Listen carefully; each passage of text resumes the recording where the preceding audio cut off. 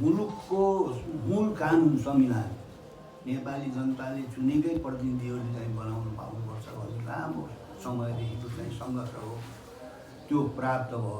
72मा चाहिँ हामीले संविधान जुन निर्माण गऱ्यौँ, 62-63 सालको चाहिँ आन्दोलनमा हामीले पहिला जानीय शासनको विरोध गऱ्यौँ। त्यसपछि हामी दलीय व्यवस्था ल्यायौँ। दलीय व्यवस्थाभित्र पनि चाहिँ दलीय व्यवस्थालाई पनि टिक्न दिएन। निरङ्कुश राजतन्त्र स्थापना भयो। त्यो निरङ्कुश राजतन्त्रलाई 30 वर्षसम्म हामी चाहिँ लड्यौँ। त्यसलाई फालेर हामीले संवैधानिक राजतन्त्र ल्यायौँ। त्यो संवैधानिक राजतन्त्रको नि राजा तब चाहिँ नि नेपाली जनताले ठोकिया किला बाटिया दामला राजा बसेन। नबसेपछि नेपालका राजनीतिक पार्टीहरूले अब यो संवैधानिक राजतन्त्र पनि उपयुक्त भएन भनेर 62-63 सालको आन्दोलन गरेर हामीले गणतन्त्र स्थापना गऱ्यौँ। 72 सालमा तब चाहिँ संविधान पनि चाहिँ बन्यो। त्यसअनुसार 74मा हामीले चुनाव गऱ्यौँ। स्थानीय चुनाव भयो र सङ्घको केन्द्रको चुनाव भयो र नेपाली जनताले बारम्बार यो छोटो 50-60 वर्षको अवधिमा 5-6वटा चाहिँ जब चाहिँ संविधान बनाउनु पर्ने, कुनै पनि संविधानले काम नगर्ने, स्थिरता आएन। त्यसो भएर 72को संविधानमा चाहिँ अब संसदबाटै संसदभित्र भएका पार्टीहरूको तपाईँ चाहिँ कल झगडाका कारणले बारम्बार चाहिँ संसद त्यो चाहिँ शिकार भइरह्यो। खास गरेर प्रधानमन्त्रीहरू शिकार भइरह्यो। त्यो शिकार हुँदाखेरि चाहिँ के थियो भने संविधान व्यवस्था थियो। 15 सालमा राजा महेन्द्रले तपाईँ चाहिँ नि तल्लो उपल्लो सदन चाहिँ विघटन गर्ने, अब मन्त्रीमण्डलले तपाईँ चाहिँ जेल हाल्ने, त्यो सबै 15 सालको संविधानमा व्यवस्था थियो। 15 सालको संविधानको धारा 55मा के थियो भने राष्ट्र प्रमुखलाई यदि लायो नेपालमा कतै चाहिँ त्यस्तो अब दङ्गा छ, फसाद छ अथवा अस्थिरता छ, राजनीति अस्थिरता छ भन्ने लाएमा राजाले चाहिँ अब संसद तल्लो उपल्लो सदन विघटन गर्न पाउने त्यस्तो व्यवस्था थियो। त्यस आधारमा गरे अब राजा महेन्द्रले, होइन। पछिल्लो तपाईँको चाहिँ पञ्चायती संविधान आयो। पञ्चायती संविधानमा पनि तपाईँको चाहिँ नि यो दलीय व्यवस्था ठिक भएन भने 30 वर्षसम्म तपाईँको चाहिँ नि दलहरूको चाहिँ विरोध गर्ने, दलीय व्यवस्था नै हुँदैन भनेर 30 वर्षसम्म पञ्चीहरूले चाहिँ हामीलाई पढाए, नेपाली जनतालाई पढाए। हामीले पढ्यौँ, तैपनि नेपाली जनतालाई मान्ने भएन। नभएपछि तपाईँको चाहिँ नि अब पञ्चायती व्यवस्था गयो, बहुदलीय व्यवस्था आयो। 47 सालमा हामीले संविधान बनायौँ। त्यो 47 सालको संविधानमा तपाईँ चाहिँ संवैधानिक राजतन्त्र थियो। त्यो संवैधानिक चाहिँ घेराभित्र स्वयं राजा बसिन, तपाईँहरूलाई सबैलाई थाहा छ। त्यो भएपछि 62-63 सालको आन्दोलनमा तपाईँ चाहिँ गणतन्त्र प्राप्ति भयो। 72मा संविधान बन्यो।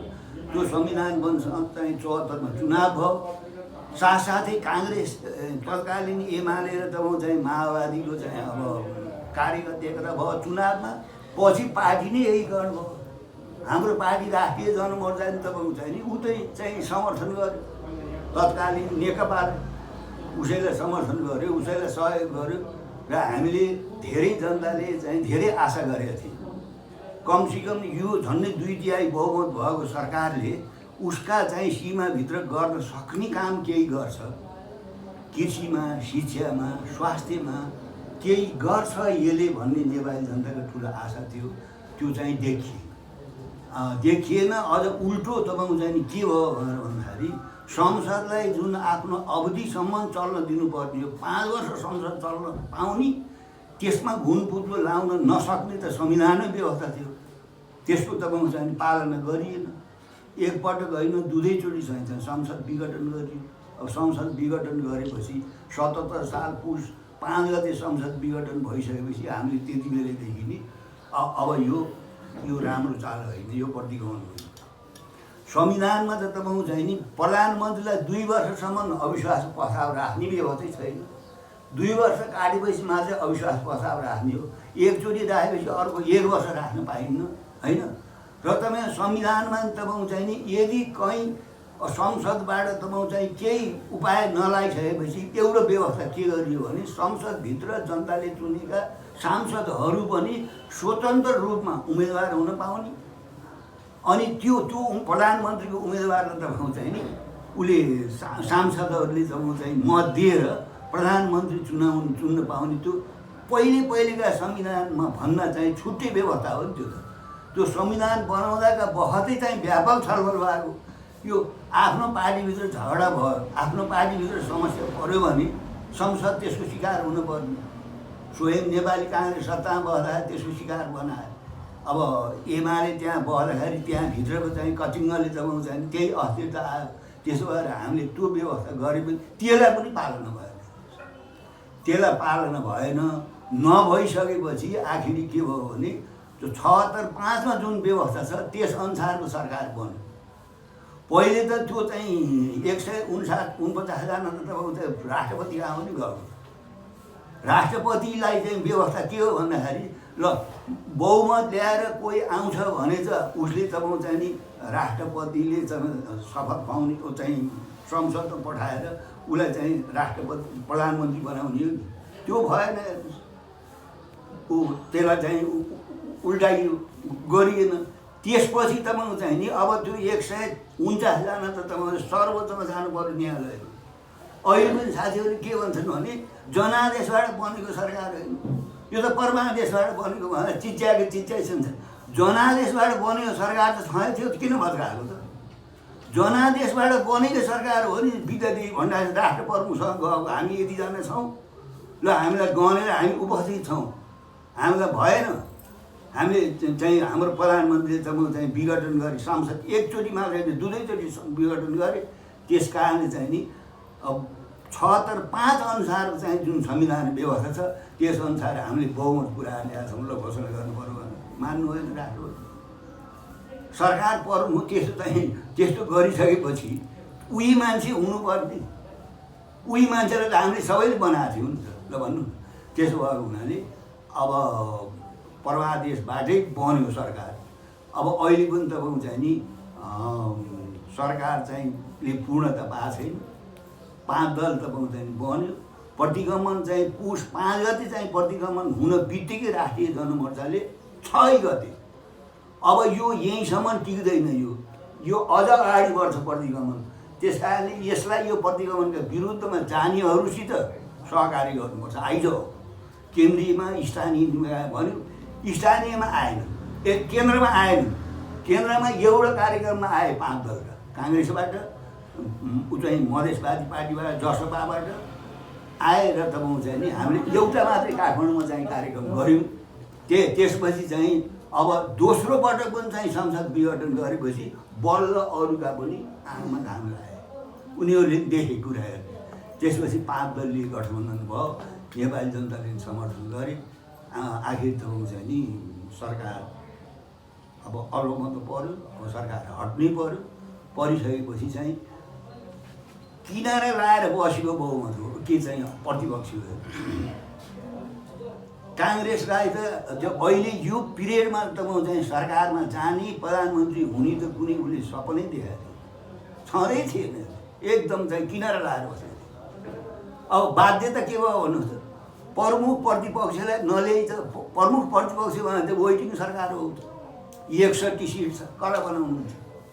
चाँडै नचाहेको शेरबहादुरलाई 4 दल गएर चाहिँ तिमी चाहिँ प्रधानमन्त्री हुनु पऱ्यो यो मुलुकको भनेर भन्नु। सरकार त शेरबहादुर कहीँ मान्छेले अहिले कुरा गर्छन् कि तिमीले के गर्यो? शेरबहादुर त हामी चिनेका छौँ नि। शेरबहादुरसित त हामी कहीँ विरोध गरेका छौँ। अनि जनतामा पारेको भरम के हो भन्दाखेरि चाहिँ जनताले चुनेको सरकार चाहिँ फालेर चाहिँ परमादेशबाट ल्याएको सरकार बनाउने भनेर सत्ताधारीहरूले हल्ला गरिरहेका छन्। जनतामा पनि त्यो व्यापक प्रचार छ हेर्नुहोस्।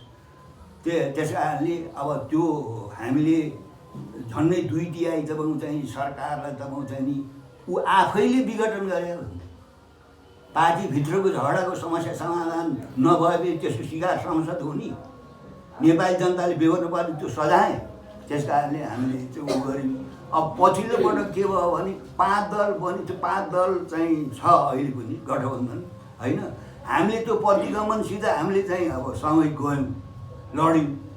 अब प्रतिगमन पराजित भइसकेको तपाईँको चाहिँ नि हामीले नयाँ बन्ने चाहिँ सरकारलाई चाहिँ समर्थन दिएका छौँ। अहिले पनि हामी अहिले पनि प्रतिपक्षमा छौँ, हामी सरकारमा छैनौँ।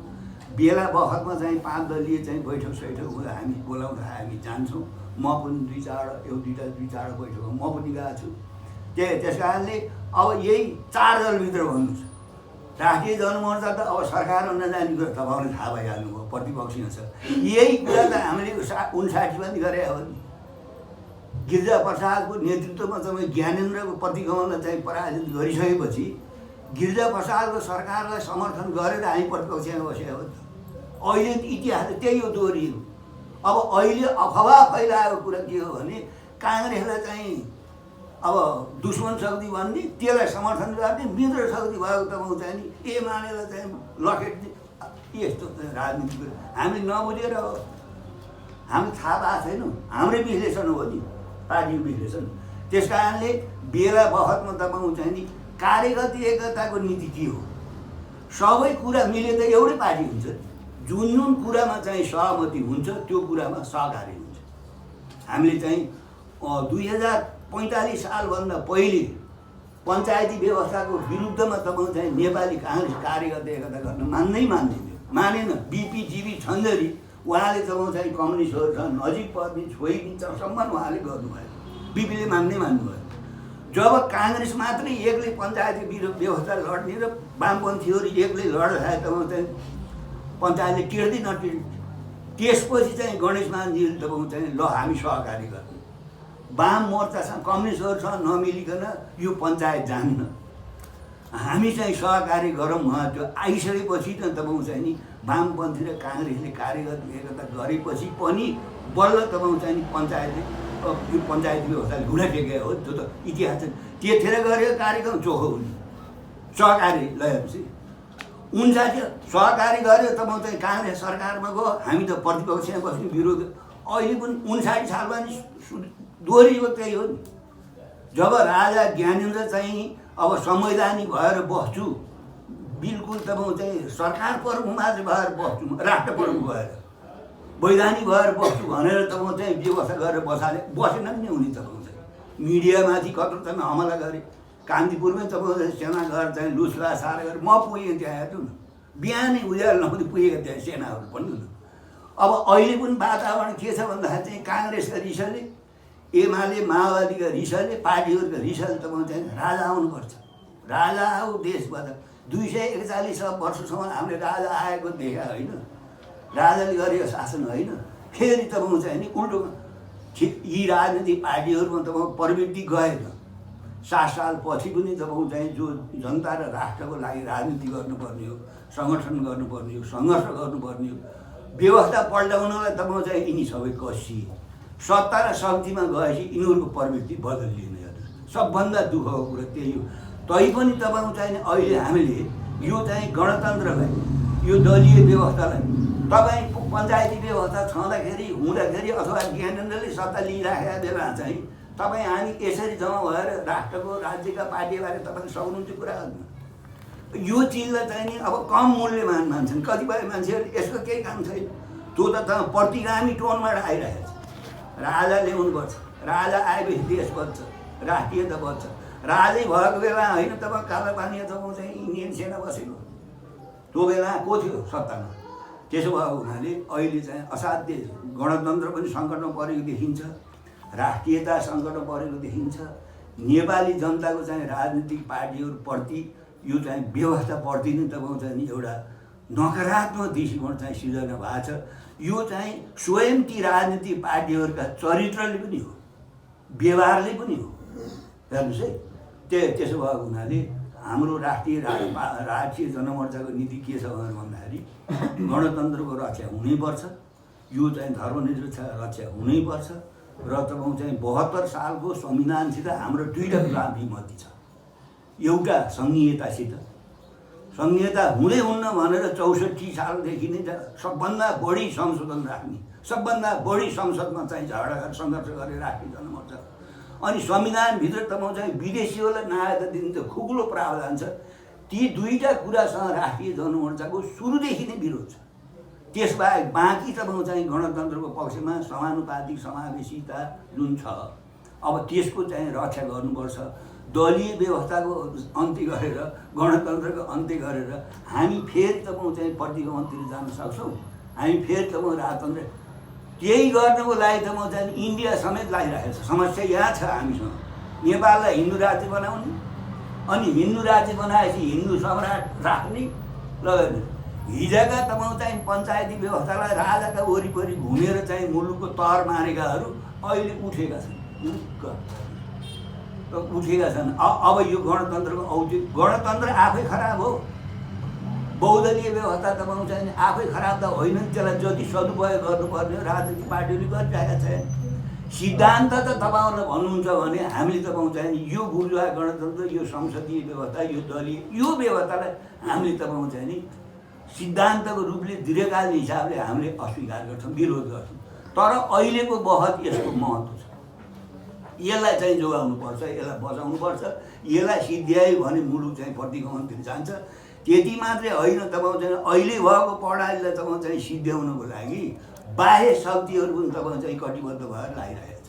त्यस कारण यस्तो बेलामा अब पत्रकार साथीहरू, नेपाली जनताहरू, विभिन्न राजनीतिक पार्टीका नेताहरू यो चाहिँ गणतन्त्रलाई चाहिँ खतम पारेर दलीय व्यवस्था खतम पारेर हामीले तपाईँ चाहिँ नि राम्रो चाहिँ गर्दैनौँ, यो गलत हुन्छ। तर अहिले पनि तपाईँ चाहिँ भन्नु न, पहिले चाहिँ संसद विघटन गरेर ओलीजीले अध्यादेश ल्याउनु भयो, पछिल्लो पटक चाहिँ संसद विघटन गरेर शेरबहादुरले ल्याउनु भयो। अब यो दुईटाको बिचको अन्तर चाहिँ कैयौँ मान्छेहरूले बुझेकै छैन। संसद विघटन गरेर अध्यादेशबाट देश चलाउने कुरा सिद्धान्त त कसैले पनि मान्दैन, हाम्रो पार्टीले पनि मान्दैन। तर के गर्नुहुन्छ, संसदमा जम्मा चाहिँ 131 सिट छ, त्यो संसद स्थापना मात्रै भएको छ। अब त्यो संसदले गर्न केही सकेन, 131 सिटमा 136 आइन्छ नि संसद वैधानिक हुन्छ ल भन्नु।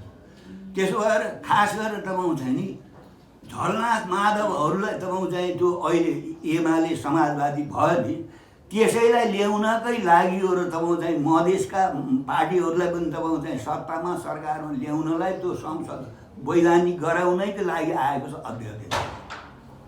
हामीले तपाईँ चाहिँ अब आलोचना र समर्थन गरेका छौँ। अर्को पड्को तेल धुवा मैले भनेको छु कति ठाउँमा भन्नु, त्यो नल्याइ भएन। अब त्यसलाई विस्थापन भइसक्यो, तपाईँ प्रतिस्थापन भइसक्यो। अब त्यही 40को तपाईँ चाहिँ शर्त रहन्छ, कुनै पार्टी विभाजन गर्नु पऱ्यो, पार्टी फोड्नु पऱ्यो भने त अब यो त प्रतिस्थापन भइहाल्यो। त्यसो भएर अब फेरि सुरुकै 1-2टा बैठकमा चाहिँ 5 दलको बैठकमा म गएको थिएँ। मैले के सल्लाह दिएको थिएँ भने ठिक छ, अब माधव झलनाथजीहरू आउनु लागि छ, मधेसीहरूको साथीहरूभित्र समस्या छ, त्यो भयो भने पनि कमसेकम 1 दर्जन मिनिस्टरहरू त त्यहाँ राख्न पाइयो नि, माओवादी केन्द्र र काङ्ग्रेस गरेर। अब तिनै पार्टीभित्र पनि को मन्त्री हुने र चाहिँ को नहुने भन्ने कुरामा, कसले कुन मन्त्रालय पाउने कुरामा अब कुरा गर्न पनि अप्ठ्यारो लाग्ने के। त्यसो हुनाले नेपालको जुन प्रवृत्ति हो नि, राजनीतिक प्रवृत्ति, राजनीति गरेपछि चाहिँ आफू बन्नुपर्छ, सरकारमा जाने भए चाहिँ मालदार मन्त्रालय पाउनुपर्छ। झगडा त त्यो पनि हो, नढाँटिकन भन्छन् नि साथीहरू। त्यहाँ हामीसँग भेट हुँदाखेरि किन के रोकियो छ गाडी, के भयो भनेको सबै मान्छे मन्त्री हुने भन्छन् दाइ। सबै मान्छेले चाहिँ काङ्ग्रेसले जब चाहिँ अर्थ मन्त्रालय के अरे ऊ ल्याइसक्यो, गृह मन्त्रालय ल, उसले चाहिँ माओवादीले चाहिँ अर्थ मन्त्रालय ल, अर्काले अर्को मन्त्रालय। हामी के खान् त्यहाँ केही नभएको, 1 पैसा नभएको चाहिँ सहकारी मन्त्रालयमा गएको थिएँ म ल भन्नु। मालदार मन्त्रालय भए जाने नजाने, म नजाने हो नि, त्यो केही नभएको चाहिँ टाट उल्टियो सहकारी मन्त्रालय। त्यस कारण तपाईँ चाहिँ नि हामीले राणा फाले पनि, राजा फाले पनि, पञ्च फाले पनि तपाईँ चाहिँ नेपाली राजनीतिको जो प्रवृत्ति हो त्यो प्रवृत्ति हामीले बदल्न सकेनौँ। मुख्य कुरा चाहिँ त्यो एउटा समस्या त्यो हो। अर्को कुरा तपाईँ चाहिँ राजनीतिक पार्टीहरूको जो यो कमजोरी छ नि, यो प्रवृत्तिमाथि तपाईँ चाहिँ विदेशीहरूले खेल्नसम्म खेलेका छन्। कसको कहाँ के कमजोरी छ भने त्यसलाई चाहिँ उचालिरहेको छ। र अर्को यो चाहिँ सबभन्दा ठुलो अहिलेको चाहिँ प्रश्न के हो भने एमसिसी हो। एमसिसीमा पनि नेपाली जनमत चाहिँ विवादित छ। एमसिसी के रहेछ भन्ने कुरा त पत्रकार साथीहरू तपाईँहरूले बुझ्नुभयो भने, तपाईँले मलाई दान दिन खोज्नु भएको छ, मलाई सहयोग गर्नु खोज्नु भएको छ, मैले हुन्न भन्छु, नलिई हुन्न भन्छ कसैले, दिने मान्छेले भन्नु बुझ्नुभएको छ नि त्यो कुरा। त्यसो भएको हुनाले अब यो एमसिसीको बारेमा त राष्ट्रिय जनमोर्चाले देशव्यापी रूपमा चाहिँ विरोध प्रदर्शन गर्यो। हिजै चाहिँ ओलीजीले त म चाहिँ एमसिसी पारित गराउन चाहिँ प्रयत्न गर्नुभएको हो, मैले देखेँ हो, हामी सबै देखेँ हो। महराले जब चाहिँ त्यो पेस गरिदिएन भन्ने आरोपै थियो, कान्तिपुरमा एक पेजभरि चाहिँ तत्कालीन प्रधानमन्त्रीको आरोप विरोधै थियो। ल हेर्नुहोस् है, जुन एमसिसीले तपाईँ चाहिँ देशको अस्तित्वमाथि नै प्रश्न चिन्ह खडा हुन्छ। अब त्यो बुझ्नेमा चाहिँ नेपाली चाहिँ समाज दुई फ्याकमा चाहिँ बाँडिएको छ। र मैले आफ्नो पार्टीको कुरा गर्ने हो कि तपाईँको चाहिँ नि कैयौँ तपाईँ चाहिँ कानुनविदहरू, कहीँ पत्रकारहरू, कैयौँ तपाईँ चाहिँ राजनीति गर्ने साथीहरू, उहाँहरूले यो एमसिसी नेपालको हितमा छैन, त्यो रकम देखेर मात्रै होइन, त्यो एमसिसीको तपाईँको चाहिँ तपाईँले डकुमेन्ट त एक त कानुन जानेका, धेरै अङ्ग्रेजी जानेका, अन्तर्राष्ट्रिय कानुन जानेका वकिलहरू, बुद्धिजीवीहरू, तिनीहरूले समेत हामी त त्यो हेर्दाखेरि हामीले नै बुझ्न सक्दैनौँ। त्यस खालको तपाईँको चाहिँ नि अब स्थिति छ, त्यस खालले तयार गरिएको छ। भनेपछि नेपाली समाज दुई फ्याकमा बाँडियो। त्यसको विरोधमा यत्रो चाहिँ विरोध भइसकेपछि नि त तपाईँ चाहिँ नि एमसिसीबाट आए त मान्छे नेपाल सरकार सोधेर पठा कहाँनिर चाहिँ नेपालको अहितमा छ भनेर भन्दाखेरि संशोधन हामी गर्दै गर्दैनौँ भने किन गर्दैनौँ भने उनीहरू फसाएछन् नि, सही गराएछन् नि।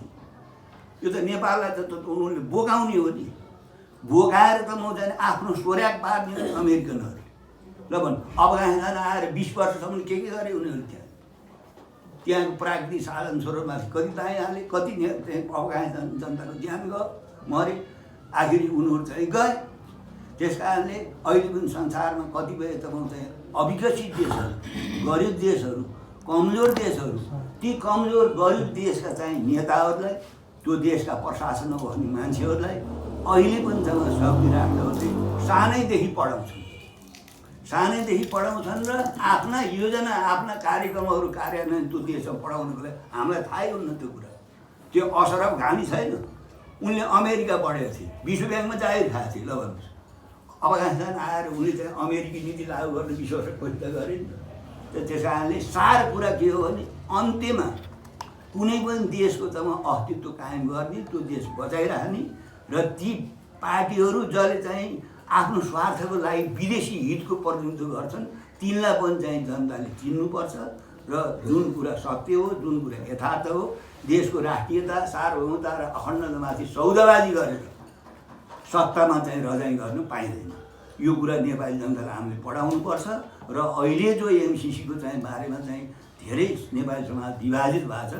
अब यसमा तपाईँको चाहिँ नि साथीहरूले स्पष्टता साथ पहिले त पढ्नु पऱ्यो, त्यसको नकारात्मक कुरा कति वर्ष भयो?